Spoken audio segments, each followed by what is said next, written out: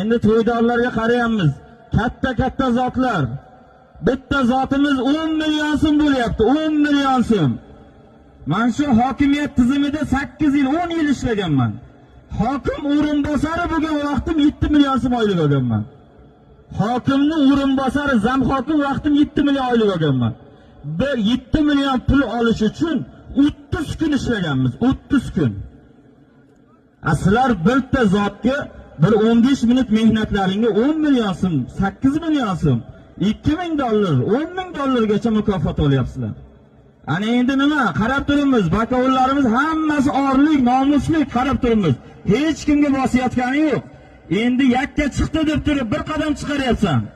Bir qadam yakka chiqdi-ku deb turib qo'lingni ko'taryapsan. Ey, bir oy mehnat qiladi. Agar noinsof u pul uchun sen 1 metr chiqarib turib, meniki halol deyishga hech qanday haqqing yo'q.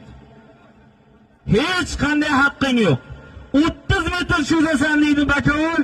Qaysi to'y, ben bu to'yda aytmayman, qaysi to'y bo'lsa ham 30 metr cho'zishing kerak. 20 metr deyaptimi, 20 metr cho'zishing kerak. Agar sen uchun harom bo'ladi bu zot. Bu shar'iy jihatdan ham, men shu muxlislarni olqishi jihatdan ham aytayapman. Islom qoidalarini ham ko'rib qo'y. Agar